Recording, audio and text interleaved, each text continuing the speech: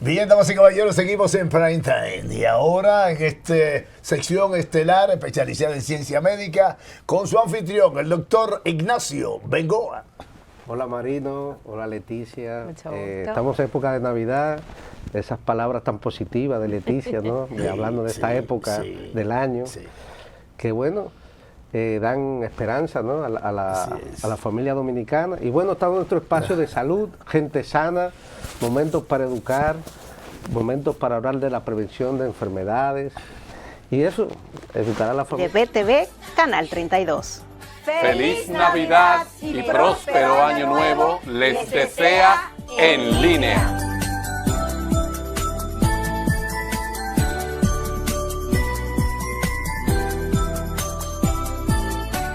BTV Canal 32 te presenta Que la vida tiene un límite y con el desarrollo de la ciencia, la tecnología y sobre todo en cuidado intensivo, bueno, quizás prolongamos algo que la vida termina. Entonces, vamos a hablar de un tema que la doctora me lo propuso, que me parece muy interesante, que se llama limitación del esfuerzo terapéutico en cuidado intensivo. Para eso tenemos a la doctora Karen Castillo. Ella es intensivista, emergencióloga, se especializó en México, trabaja en Hospitén, es parte de la parte docente. Bueno, doctora. Hola, doctora. Felicidades, gracias por venir. Hola, doctora, bienvenida. Muchas gracias. Bueno, doctora, como siempre, la primera pregunta que hacemos, para que usted nos explique un poco, ¿qué es eso de ser un médico intensivista? ¿Qué, esa especialidad que trata, que abarca de forma simple, sencilla? Sí, el médico intensivista es el especialista a cargo de las unidades de terapia intensiva. Es básicamente el especialista que interviene cuando el paciente está en una condición grave que amerita terapéutica e intervenciones que en cierta forma pueden salvar su vida hasta que se consiga una cura de forma definitiva a su condición aguda. O sea que el intensivista puede ver de todo, trauma, corazón, cerebro, afectado. Exacto, normalmente esta especialidad es muy amplia y a medida que se ha ido ampliando las necesidades de los pacientes, pues esta especialidad abarca otros tipos de condiciones y por ende muchos pacientes de diferentes tipos de condiciones llegan a la terapia intensiva. Eso mismo, doctora. Yo quisiera, que esto es una pregunta que siempre, y antes de entrar en el tema ya específico, ¿cuándo se considera, por ejemplo, hay un paciente ingresado en el hospital, correcto? Y de repente viene el médico, lo ve y dice, no, tengo que llamar a intensivo. ¿Cuáles son los criterios para un traslado intensivo? Así, de forma general, para que la población entienda. Bueno, usualmente nosotros, hay una lista enorme, pero normalmente los pacientes que tienen compromiso de vida de forma aguda, dígase compromiso cardiorrespiratorio, deterioro neurológico importante o un trastorno hemodinámico. Para nosotros un trastorno hemodinámico es una persona que sus niveles de presión arterial, por ejemplo, estén muy por encima de parámetros seguros para sus órganos o muy por debajo de esos parámetros. Un paciente con un infarto o con un riesgo de arresto cardíaco, también con condiciones neurológicas que impliquen el deterioro, que esa persona no pueda desarrollar o interactuar o defender su propia vía aérea, por ejemplo, como deglutir, respirar, son condiciones que ameritan que esos pacientes estén en observación, pero también puede ser algo más leve, como por ejemplo un síncope, por ejemplo. No sé si han escuchado del síncope, que es una pérdida del conocimiento abrupto. Entonces, muchas veces esas personas necesitan un tiempo de investigación, necesitan monitoreo aunque posterior al evento no se haya identificado en las próximas horas algo relacionado, pero esas personas necesitan vigilancia para descartar que lo que le haya condicionado esa desconexión de su sistema nervioso no le vaya a implicar un riesgo para su vida en las próximas horas, o sea, una alarma de algo más grave. Como algo preventivo también, prever que pueda volver a ocurrir en un tiempo muy corto. Exactamente. Doctor, entonces entrando en el tema, ¿qué es eso? ¿Qué significa eso de limitación del esfuerzo terapéutico? ¿Qué significa eso? Bueno, como su nombre lo dice, la limitación es un límite. En terapia intensiva, al paciente que entre a terapia intensiva se le da todo el complejo de tratamiento, se le da la medicina más avanzada y se le da un cuidado, como su nombre lo dice, intensivo. Por ende, la limitación del esfuerzo terapéutico implica una frontera en ese tratamiento, implica hasta dónde este paciente se considera que puede recibir todo lo que se le puede ofrecer en la terapia intensiva. Doctora, pero eso es una decisión difícil, lo digo. Esa decisión la toma el paciente, la toman los familiares. ¿Cómo se maneja y cuáles serían los criterios para uno tomar esa decisión? Bueno, lo ideal es que la población esté orientada en hasta dónde quisiera recibir cierto tratamiento. Por ejemplo, nuestro país todavía no tiene ese nivel de conocimiento para ciertos tipos de enfermedades. Hay personas que cuando les llega una enfermedad catastrófica o una enfermedad crónica o una enfermedad ya mortal para corto tiempo, deciden hablar con sus familiares y decirles, miren, yo no quiero que me hagan cierto tipo de intervención. En terapia intensiva ciertas intervenciones son, por ejemplo, la ventilación mecánica, que nos ayuda a ganar tiempo hasta que la condición que lo llevó ahí se pueda resolver. Intubado. Intubado. Cuando estaba intubado. Hemodiálisis, cirugía. Por las condiciones de presión hay pacientes que necesitan una máquina permanente para dializarse y eso es coste-beneficio. Entonces, todos estos recursos que se van a utilizar en estos pacientes, pues normalmente la población debe estar informado o debe saber su decisión al momento de que ese tipo de enfermedades le ocurran. Y en las personas que van con muerte cerebral, que eso es un tema porque ya a muchos se les considera que ya son prácticamente muertos y que tienen, pero aún así están conectados y hay que tomar esa decisión. Esto es sumamente importante. La muerte cerebral no es prácticamente muerto, está muerto. Exacto. Lo único que hay ciertos órganos que aún tienen respuesta y que tal vez con soporte adicional estos pacientes puedan dar sus órganos.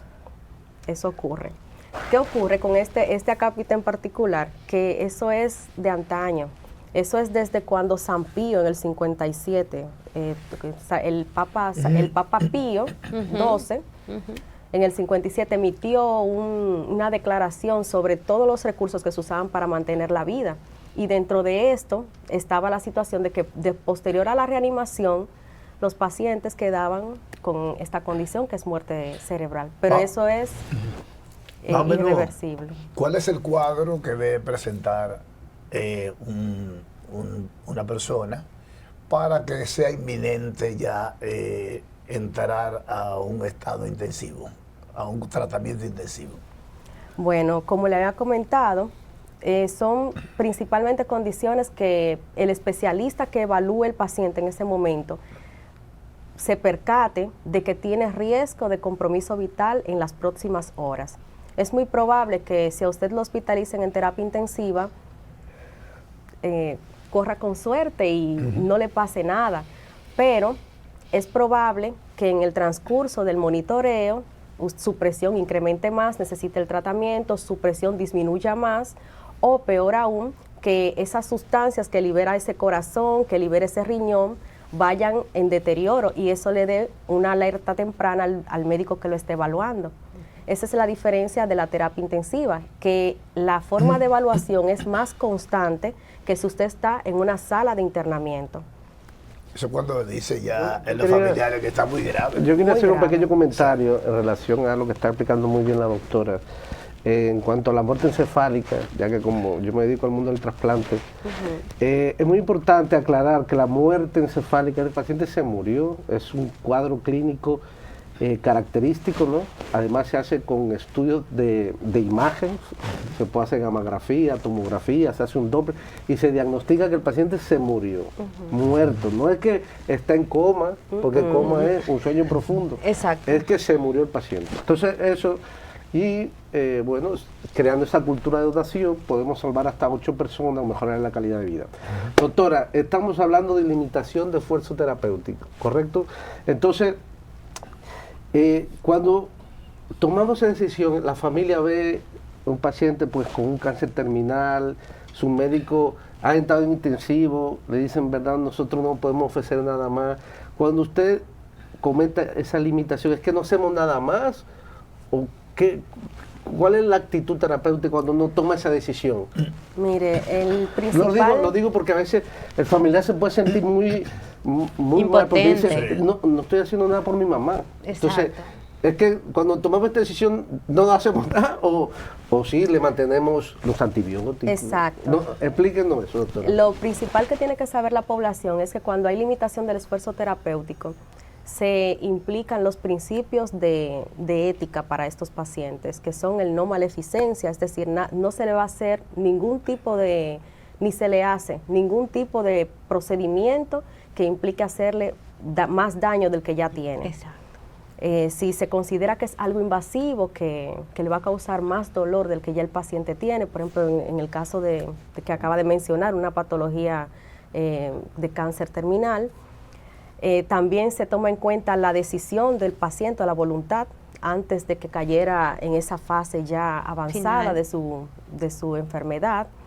Sobre todo, la equidad, es decir, los familiares en este caso deben tomar en cuenta la disponibilidad de recursos que hay para su familiar y valorar que el personal que haga el tratamiento no caiga en una condición de futilidad.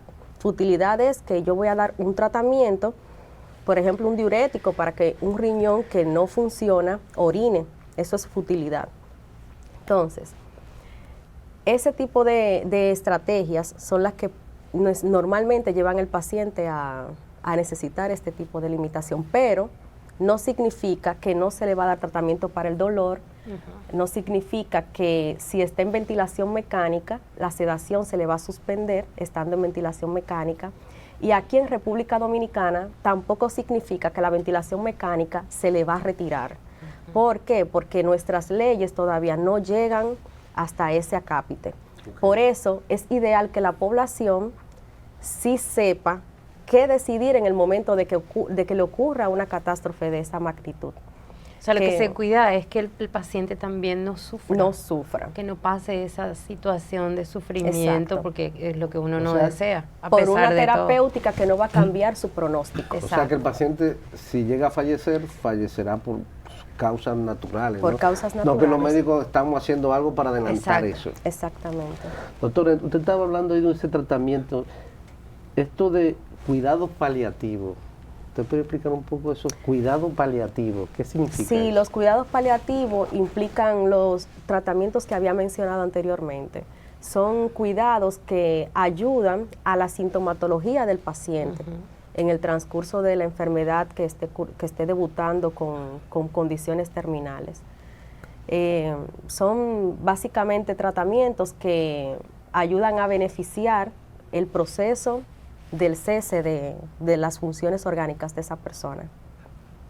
Yo creo que eso, sobre todo, que la vida, la gran verdad, uno al final pues se muere, ¿no? Y es tener una muerte digna, ¿no? Exacto. Yo siempre digo que, y fíjate que yo trabajo en un hospital oncológico y muchas veces me toca, no como la doctora que es intensivista, pero me toca a veces que hay que dializarlo. Entonces, si sus médicos tratantes, por eso creo que es muy importante la comunicación con los especialistas Sobre que lo llevan. todo. ¿Cuál es su pronóstico? ¿Hay alguna actitud? Porque si no hay nada más que hacer, pues tratemos de no hacerlo sufrir más. Exacto. ¿no? Eso es un poco... Sí, María, tú tenías. Sí, lo que yo me gustaría llevar, por ejemplo, a la doctora a la escena, ¿verdad? Del caso, ¿verdad? Y dependiendo de la intensidad del problema, ¿verdad? ¿Cuál es la actitud del médico en ese momento? Porque la familia tiene que depositar absolutamente la confianza en una persona. Sí, pero en esa parte, perdón que le interrumpa, Sí. En esa parte que usted se refiere, es importante que el médico, el tratante, tenga una buena comunicación con los familiares del paciente y, de ser posible, con el mismo paciente. Si las condiciones permiten, con el mismo paciente. Y hablarle claro de sus condiciones de salud.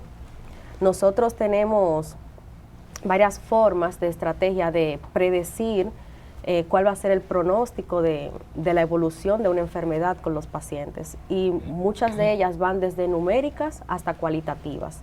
Las numéricas son principalmente aquellas que están basadas en datos estadísticos. En los estudios que se han identificado, donde el paciente tiene más de 3 fallas de órganos, es difícil que el paciente se recupere y así por el estilo. Pero también está la cualitativa, basada en la experiencia del médico, en el entorno de recursos del hospital o de la institución que esté manejándose el caso, basándose también en las condiciones del paciente en particular que está manejando ese doctor. Pues entonces ahí la explicación sería a los familiares cuáles son las posibilidades de recuperarse de esa condición. Doctor, una pregunta que siempre, y es sobre todo de intensivo, que pasó mucho con el COVID y el miedo a esto de que se intuba la ventilación mecánica. Un paciente puede decir de forma, una persona sana, miren, si yo llego intensivo, que no me intuben. Y llega al punto de que se pone crítico, bueno, y sabemos que con esa medida vamos a poder salvarle la vida. Si él escribe eso, ¿tiene derecho a que no se intube o la vida va por encima de...? No, eso es parte de la dignidad y la autonomía del paciente. Entonces, la autonomía del paciente debe respetarse ante todo porque es su salud, o sea, es su cuerpo. Es su cuerpo. O sea que si él lo tiene firmado, entonces, usted lo deja ahí. A eso voy. Eso ocurre. Wow. Aquí en el país, por ejemplo, no hay ninguna ley que diga que cada persona puede... No, eso no ocurre. Pero es autónomo decidir si hacer un procedimiento o no. Incluso hay algo que se conoce como consentimiento informado, que el consentimiento informado es la información que maneja la persona que va a recibir cierto tipo de tratamiento, y basado en esa información dice si acepta o no acepta el tratamiento. Entonces, en base al consentimiento informado, que toma en cuenta la autonomía de los pacientes, es que el paciente puede decidir si se coloca un catéter central, que es algo más invasivo, la hemodiálisis, si decide operarse, si decide usar ventilación mecánica invasiva o no invasiva. Hay una parte que es la de está el seguro médico, ¿verdad? Pero también hay seguros que incluso no cubren todo en una emergencia médica de intensivo que haya que aplicarle a una. Y todo lo concerniente a eso. ¿Se limita el médico por la capacidad económica de esa persona a darle todo el tratamiento necesario para salvarle la vida? ¿O lo deja ir? Depende de los recursos que tenga el médico. Por ejemplo, si yo estoy en una institución que no tiene ventilación mecánica, yo tengo que decírselo a los familiares. Mire, su familiar necesita ventilación mecánica, pero yo no tengo un ventilador mecánico. Y está a merced de ellos de si pueden o no llevárselo a un centro donde tenga un ventilador mecánico. Es lo mismo que las camas en intensivo, por ejemplo. Las camas en intensivo suelen estar sobrepobladas porque son espacios limitados que infringen alto costo. Entonces, si no tenemos cama en intensivo y, por ejemplo, yo estoy en la emergencia y recibo un paciente que amerita intensivo, mi deber inmediatamente es informarle al familiar, mire, yo cuento con tales recursos y ya con esos recursos él decide si se queda en mi institución o si se retira y busca la alternativa. Pero el médico no debe quedarse con esa decisión. No, pero yo creo que Marino también, esto es una pregunta de Marino, yo sé que él la tenía en el alma. Doctor, ¿hay un límite en cuanto al costo? ¿En intensivo lo cubre todo el seguro? ¿Hay un límite? No, ahí, como le dije, las terapéuticas en intensivo son alto costo. Entonces es muy probable que si su cobertura, por ejemplo, es de tal vez $1 millón de pesos. ¿Hay un límite? Sí. ¿1 millón? Ahí es ilimitado. Es ilimitado el consumo, pero depende de su aseguradora. Claro, depende del plan que tenga cada Depende persona. de su plan, y eso es dependiendo de su plan. O dependiendo también de su institución sea No, pero yo- Yo lo que quiero, asegurado, ¿no? porque a mí lo que me gustaría, en términos, por ejemplo, lo que es la parte médica, ¿verdad? Como médico, y la responsabilidad que asume con una persona que necesita de un cuidado para no irse al otro mundo, y hay que evitarlo, ¿verdad? Entonces, bueno, no es como una pieza que le hace falta al carro y que hay que mandarle a buscar afuera. Él se refiere es, por ejemplo, si a mí me informa, un ejemplo, que su seguro no va a cubrir la ventilación mecánica, eso se refiere, el médico no le va a dar la ventilación mecánica, o sea, se No, refiere. yo diría la emergencia, es lo que necesita ahí, porque si todavía hay tiempo de que se puede preguntar, no, es que la persona está en una situación que hay que salvarle Extrema. la vida. Exacto, normalmente, si ya usted está informado de que va a esas áreas, usted deja a merced del doctor decidir salvarle la vida hasta el último momento. Exactamente. La limitación entra cuando ya hay un pronóstico de que todos esos recursos que se van a utilizar en su familiar no van a cambiar su desenlace. situación. Ah, bueno, ya eso es otra cosa. Wow. Sí. Estamos hablando de limitación del esfuerzo terapéutico en UCI. Doctora, ¿cuándo se considera que un paciente es terminal? Bueno, ¿Qué pregunta? sí, usualmente terminal Bueno, cuando, la gente dice, no, ese paciente es terminal. Sí. por ejemplo, Entonces, no sería un criterio de intensivo, por ejemplo, ¿o sí? no, en otros países se utilizan otros tipos de áreas para ese tipo de pacientes, pero a veces la voluntad de los familiares es que lleva a que los pacientes reciban cierto tipo de tratamiento. Pero un paciente terminal no es un paciente candidato a una unidad. Ahora bien, si el pronóstico de ese paciente, por ejemplo, yo tengo un paciente que lo diagnosticaron con un cáncer y ese pronóstico de cáncer le da 2 años de vida y de repente tiene una neumonía, ese paciente hay que luchar por él. Claro. Por eso era lo importante de comunicación con los especialistas y ser un equipo. Exacto. Porque si ese médico me dice, mire doctor, es que no hay nada más que hacer, pues no hay nada más que hacer. ¿Usted va a hacer algo? No. Pues entonces nosotros limitaremos el esfuerzo para no hacerle más daño Exacto. y no llevar a esa familia que sufra más, ¿correcto? Doctora, un tema típico de intensivo, ya que estamos hablando de intensivo, que es un término que le encanta a la gente utilizar y a veces yo no sé. Septicemia, ¿qué es eso? ¿No? Le dio una septicemia. Rápido, doctora, que estamos casi terminando, que el tiempo se nos va. Bueno, septicemia ya normalmente no lo utilizan, pero se refiere al proceso séptico, a la respuesta inflamatoria sistémica ocasionada por un proceso infeccioso. Ok.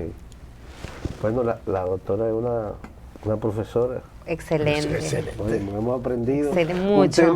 un tema ético, un tema difícil. Difícil. Muy Importante difícil, traerlo muy difícil. a discutir. Y muy sincera. Importante. Y muy sincera y hablando con claridad. Porque mucha gente se queda afuera y después se comienza a quejar del centro médico o del médico que no le dio las atenciones. Exacto. No. Está explicando aquí toda la entrega que tiene el médico para salvarle la vida a ese paciente. Sí. Ya cuando viene, para prolongar ese tratamiento y que siga estable el paciente, entonces ya el médico le dice, mire, usted tiene que pagar esto Exacto. y otras cosas que son necesarias. Muchísimas gracias, doctora. Muchas gracias. Gracias a Muchísimas ustedes por la gracias, invitación. Qué bueno, doctor Bengoa. Señores, hasta aquí, Prime Time.